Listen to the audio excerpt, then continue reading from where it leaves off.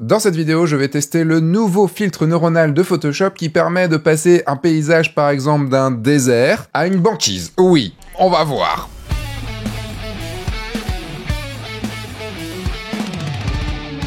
Bonjour, je suis Sébastien Roignan et vous êtes bien dans un nouvel épisode de F1.4. Je voulais faire un épisode assez rapide cette semaine parce que j'ai pas beaucoup de temps en ce moment pour toutes les raisons dont je vous ai parlé avant et je vous ferai vraiment une vidéo là-dessus pour vous expliquer tout parce qu'il se passe vraiment beaucoup de choses. Je suis tombé sur une des nouveautés de Photoshop. Vous savez que j'aime bien aller chercher les petites nouveautés dans Photoshop. Et si vous vous rappelez, il y a quelques mois, j'ai fait déjà une vidéo sur les filtres neuronaux dans Photoshop qui permettent, par exemple, de changer son visage, de rajeunir, de vieillir, petites choses comme ça. Voire même de changer les ciels, mais ça on n'est pas dans un filtre neuronal, même si ça ressemble quand même un petit peu. Et là, il y a un filtre qui s'appelle le filtre mix de paysage. Et ça me fait mal à rien qu'à y penser, de me dire, donc ça veut dire qu'on peut aller faire des photos dans un endroit et complètement le modifier avec 2 clics et dire qu'on y était. Voilà. Mais il faut vivre avec son temps et connaître en fait tout ça pour ne pas non plus être dupe des choses qui peuvent se passer, des photos qu'on peut voir un peu partout, Instagram par exemple.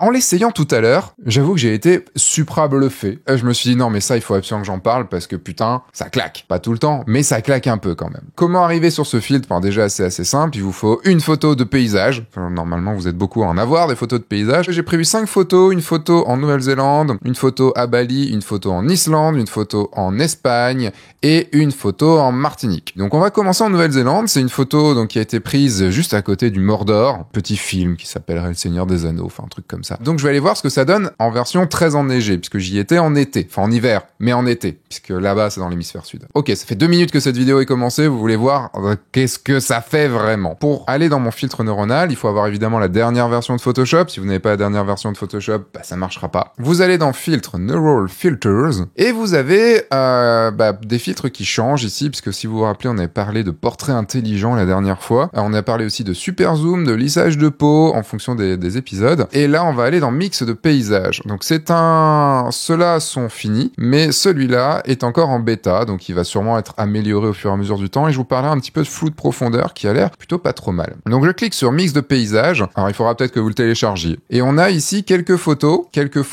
qui sont des photos repères, on va dire, que vous allez pouvoir utiliser pour pouvoir modifier votre image. Mais vous pouvez aussi personnaliser, mais ça on le verra tout à l'heure. Donc je vais l'activer. Pour activer mix de paysage, il suffit de cliquer sur la petite tirette là, et puis vous voyez, là on a tout plein d'options, on a des photos références, donc ces photos références vont vous permettre de commencer à modifier vos images, et dans personnaliser, on va pouvoir mettre nos propres images à nous. Si vous vous rappelez de la vidéo que j'ai faite sur le changement de ciel, c'est exactement la même chose. Et là, je vais essayer de vous rejouer la gueule que j'ai fait, l'expression que j'ai faite quand j'ai cliqué ici.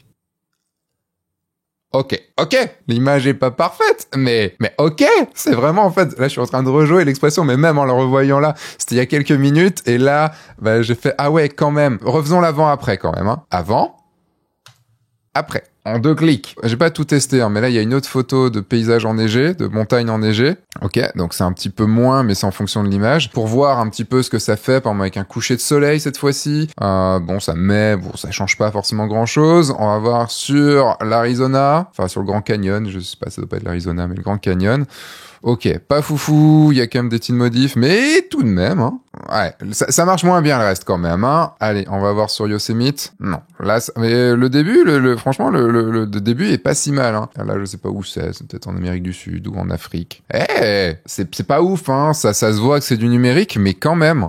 Voyons voir sur les autres. Par exemple, à Bali, ça, j'ai pas du tout essayé. On va commencer en paysage enneigé. Quand même, quoi. Je me rappelle, je sais plus si j'avais fait une vidéo sur le sujet, je crois pas avoir fait une vidéo, mais je m'étais amusé un jour à modifier une de mes images pour la passer en neige. J'y ai passé 3, 4, 5 heures. Là, en 2 clics, on a quand même quelque chose qui est Bali sous la neige, quoi. Bon, ça ressemble un petit peu là, plutôt au Jura sous la neige, hein, mais Bali désertique? Waouh! Bali version automne, quoi. Ok, c'est pas foufou, hein. Là, c'est encore moins. Le neige marche particulièrement bien, quand même, faut le dire. Plage? Non.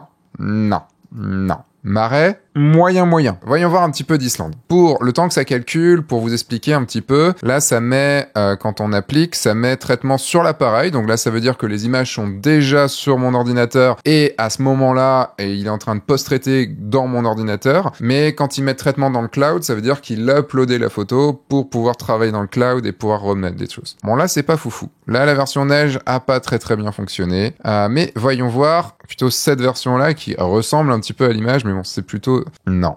Version Grand Canyon. Là c'est pas si mal, hein. Passer quand même de ça à ça en un clic. Moi, pour ma part, je trouve ça assez fou. Pour avoir fait beaucoup de retouches photos, de post-traitement, de bidouilles comme ça, de photomontage, ouais, ça ouvre énormément de perspectives, ça fait peur encore, hein, parce que tu dis que là c'est facile, enfin 2 clics c'est fait, donc beaucoup de gens peuvent modifier des choses et tout. Ça ouvre une voie à la création qui peut être vraiment folle. Alors, il y a 2 choix. C'est soit je fais mon vieux con en disant non, mais de toute façon, maintenant, en 2 clics, c'est pas vrai, et on s'en fout, on s'en fout pas parce que maintenant, les jeunes, ils auront pu à se déplacer, tout ça. Je peux faire mon vieux con, mais je peux aussi faire, comment on appellerait une personne qui voit une nouveauté et se dit, il y a peut-être des choses à faire avec. Je vais faire cette personne-là. Je me dis que pour des mises en scène, des photomontages, quand on assume évidemment que c'est un photomontage, hein, qu'on se dit pas, t'as vu, dis donc, j'ai été dans le Grand Canyon. Bon, t'as été en Islande, c'est quand même pas si mal, quoi. Mais là, j'ai été dans le Grand Canyon. Évidemment, faut pas se dire ça, faut pas assumer, faut pas mentir. Celle-là, j'avoue, je l'ai essayé, ça marche pas des masses parce que sur une grosse étendue comme ça, bon, je vais vous montrer quand même, hein. Après, je vous invite à les tester pour tous ceux qui ont Photoshop, à les tester, mais on va voir. Là, je mets de l'herbe parce qu'on est quand même sur une grande étendue de flotte.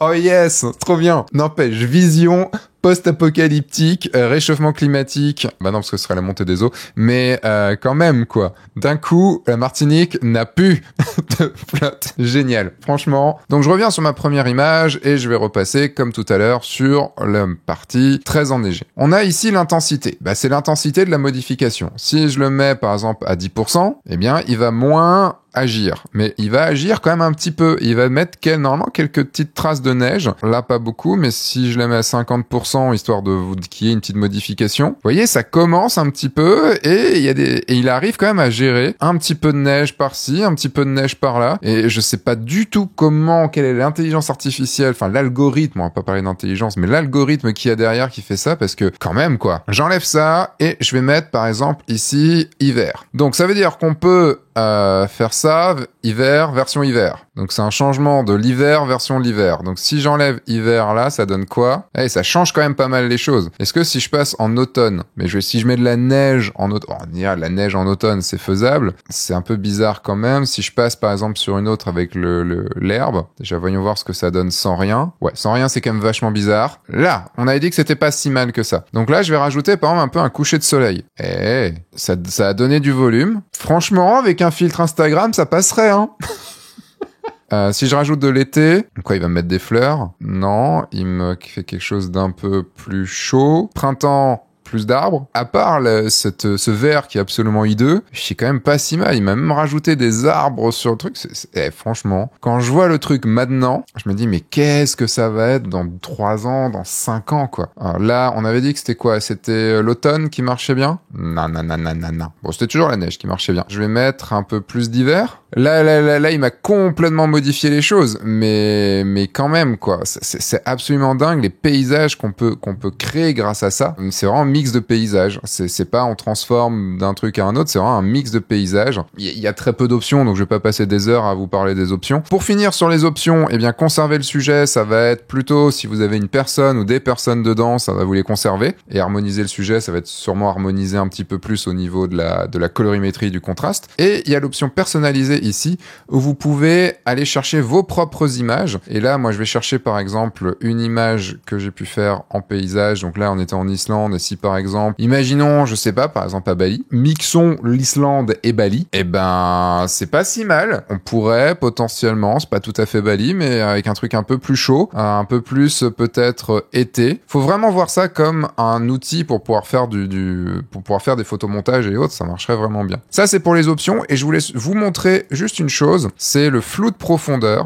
Donc vous voyez, j'ai ma photo là et je vais pouvoir aller chercher, vu que là j'ai fermé pas mal quand j'ai fait ma photo, j'ai toute qui est à peu près nette et peut-être que je voudrais flouter le premier plan. Du coup, je vais aller chercher moi-même le premier plan. Donc je vais faire une intensité de flou par exemple à 50. Enfin, je vais le mettre à 50 pour voir. Donc là, il m'a mis un peu tout flou et je peux avec mon curseur ici aller choisir sur mon image, sur l'aperçu, l'endroit où je veux mettre ma mise au point. Là, ma mise au point, elle est sur l'arche, donc il m'a flouté surtout l'arrière-plan, mais je veux surtout... Là, c'est quand même préférable que mon flou il soit devant et que l'arrière-plan soit net. Ce qui fait que là, je peux par exemple intensifier mon flou. Et vous voyez que ça floute quand même pas mal. On peut jouer sur de la température, tout ça et tout. Donc voilà, ce sont des outils qui peuvent être utiles pour notre pratique de la photo. Mais il ne faut jamais oublier que bien se faire chier à faire une bonne photo à la prise de vue, vous évitera de devoir faire des trucs un peu bizarres sur l'ordinateur après. Le jour où j'ai appris qu'il valait mieux bien s'appliquer à faire sa prise de vue plutôt que d'essayer de sauver sa photo en post-prod, mes photos se sont beaucoup améliorées. Et c'est pas parce que vous allez passer vos photos dans les intelligences artificielles comme ça que vos photos deviendront meilleures. Non. Mais par contre, elles peuvent vous servir à exprimer ce que vous voulez exprimer. Je reviens pas sur le sujet, j'en ai déjà parlé dans les autres vidéos sur les neural filters. Moi, je vous souhaite une très bonne journée. J'espère que vous êtes bien marré à regarder cette vidéo et que ça vous a ouvert un champ des possibilités sur vos photos. Je vous dis à dans 2 semaines pour une nouvelle vidéo, ou pas, puisqu'on sera entre Noël et Nouvel An, donc il y aura sûrement une petite pause comme d'habitude. À l'année prochaine, mais il y a aussi le guide du photographe de mariage sur lequel vous pouvez me retrouver avec les podcasts et les vidéos sur la photo de mariage. Entre-temps, sortez, faites des photos et surtout,